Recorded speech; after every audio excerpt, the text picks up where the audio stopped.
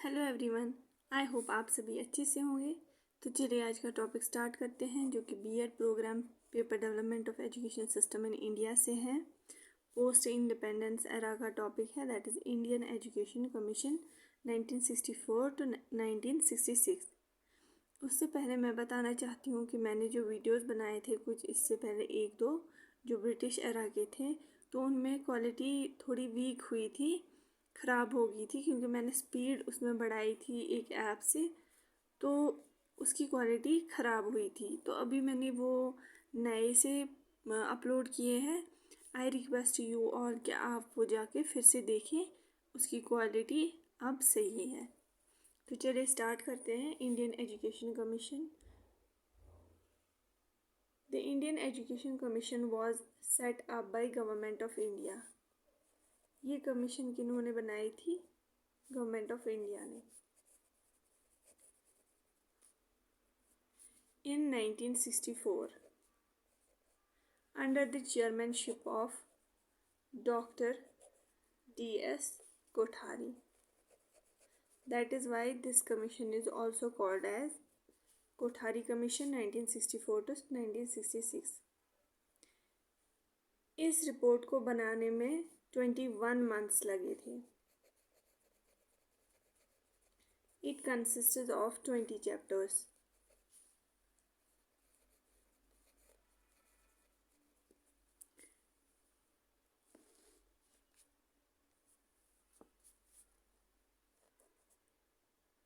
इस कमीशन के द्वारा बताया गया था कि अगर एक कंट्री की डेवलपमेंट करानी है या हमारी इकोनॉमी बूस्ट करनी है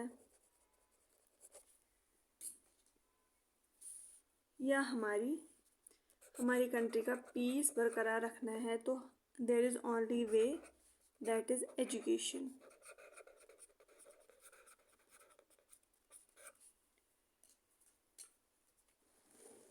रिकमेंडेशंस क्या दी गई थी? रिकमेंडेशंस पढ़ते हैं हम। इस रिपोर्ट ने क्या दी थी? Education and national AIIMS.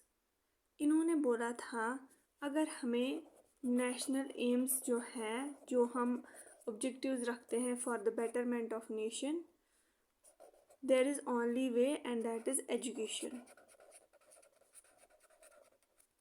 ठीक, in order to make the life and society better. इन्होंने बोला एक इंडिविजुअल में नेशन के लिए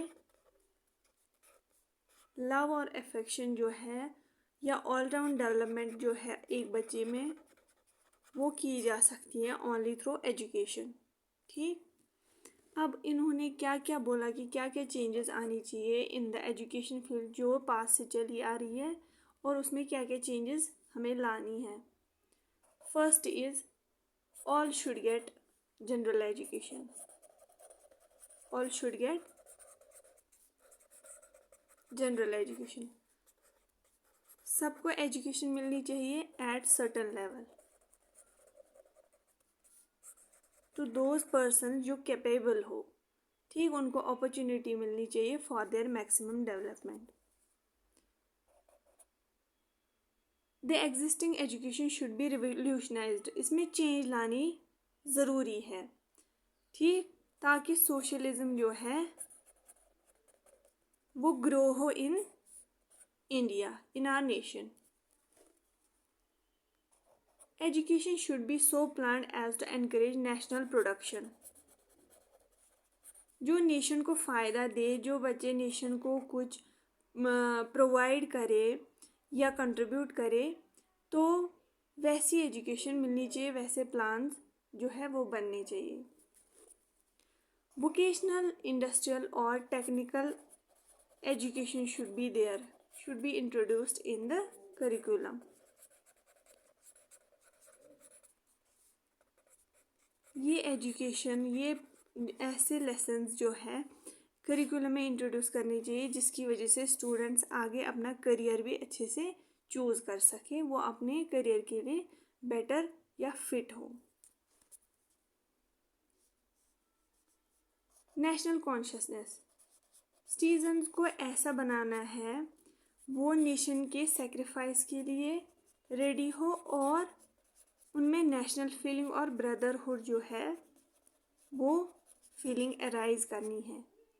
ठीक, तो ये थे हमारे एजुकेशन सिस्टम में क्या क्या चेंजेस होनी चाहिए।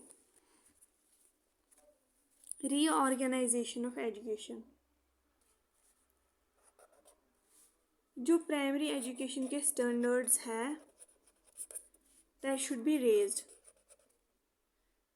और सेकेंडरी एजुकेशन में वोकेशनल जो है एजुकेशन और वोकेशनल करिकुलम वो होना चाहिए।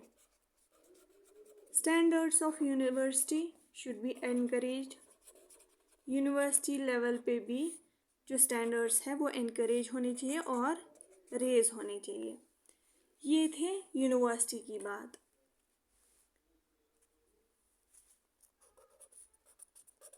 Teacher training should be there, teacher training भी रेज होनी चाहिए उसका स्टैंडर्ड। हर कोई पर्सन जो है उसको एजुकेशन देनी है, उसको नॉलेज देनी है। Every person should be made literate, हर किसी को तालीम याफ्ता बनाना है। और इन्होंने क्या बोला, एग्रीकल्चरल एजुकेशन भी उसका स्टेटस भी रेज करना है, क्योंकि हमारा इंडिया जो इसमें एग्रीकल्चरल प्रैक्टिसेस लोग ज़्यादा एग्रीकल्चर पे डिपेंड है, तो एग्रीकल्चरल एजुकेशन इसको भी इम्पोर्टेंस मिलनी चाहिए और इस पे भी रिसर्च फील्ड्स जो है वो डेवलप होनी चाहिए। ठीक, अब मेथड्स क्या होने चाहिए, मेथड्स ऑफ टीचिंग क्या होने चाहिए। एट हाई स्कूल लेवल पे एडिशनल 2 ईयर कोर्सेज प्रोवाइड होने चाहिए। ठीक, जनरल करिकुलम जो है, जनरल करिकुलम टीचिंग मेथड जो सिलेबस है या जो टीचर पढ़ाता है, टीचर मेथड्स उनको इम्प्रूव करना है। उसकी क्वालिटी बहुत वीक हो चुकी थी, जिसकी वजह से एजुकेशनल फील्ड जो एजुकेशन की क्वालिटी है वो डिक्लाइन हो रही थी। तो इन्होंने बोला ये सब करिकुलम में चेंजेस लानी है। टीचिंग मेथड जो टीचर पढ़ा रहे हैं पुराने मेथड से, जबकि आजकल के बच्चे जो है वो बहुत एडवांस्ड हो गए हैं, तो इन्होंने बोला कि टीचिंग मेथड्स भी चेंज होने चाहिए और बच्चों का दिमाग उससे ग्रो होगा। Primary education should be made 7 years और 8 years। प्राइमरी एजुकेशन में क्लासेस जो है वो एडिशनल होने चाहिए और 7 to 8 years तक के ये ड्यूरेशन है प्राइमरी एजुकेशन की। जो जूनियर हाई स्कूल एजुकेशन और सीनियर हाई स्कूल एजुकेशन है that should be of 2 to 3 years and उसमें से 3 years वोकेशनल एजुकेशन होनी चाहिए। इन्होंने वोकेशनल एजुकेशन पे ज़्यादा जोर दिया। इन्होंने बोला बच्चों को ऐसा माइंड डेवलप करो ताकि अगर वो एक गोल उनको पढ़ाई पे मन ना हो तो उनका ऐसा जो उनका माइंड बनाओ ताकि वो आगे जाके करियर ऐसा डेवलप करे जिसमें वो सेटिस्फाई हो। ठीक, बेटरमेंट ऑफ टीचर्स के लिए क्या इन्होंने बोला। ठीक, इन्होंने बच्चों के साथ साथ टीचर्स के पे भी फोकस किया ताकि उनका भी फ़ायदा हो। ठीक, टीचर्स के लिए इन्होंने क्या बोला, टीचर्स के लिए प्रमोशन जो है, प्रमोशन सिस्टम उनको प्रमोट करो। जो इंटेलिजेंट टीचर होगा जिसने अच्छा कंट्रीब्यूट किया होगा to the teaching learning field, तो उस प्रमोशन शुड बी देयर। ठीक, retirement benefits should be also there. Teacher retire होता है तो उसको उसके बाद भी जो पेंशन वगैरह है वो मिलनी चाहिए।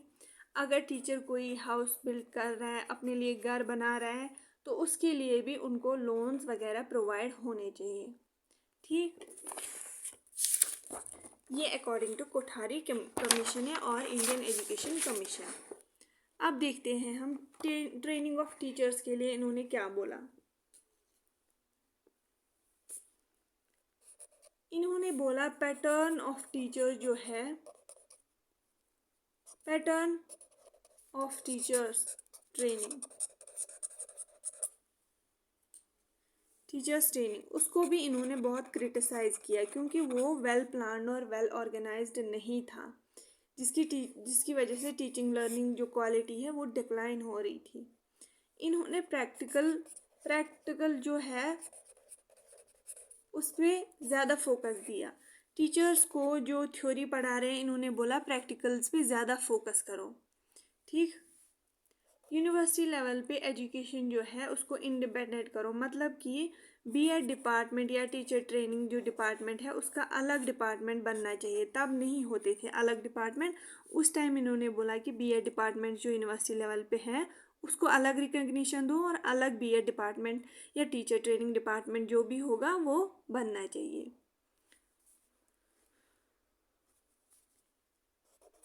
Extension services should be started in teachers training institution, services जो है वो एक्सटेंड होनी चाहिए इन टीचर्स ट्रेनिंग इंस्टीट्यूशन।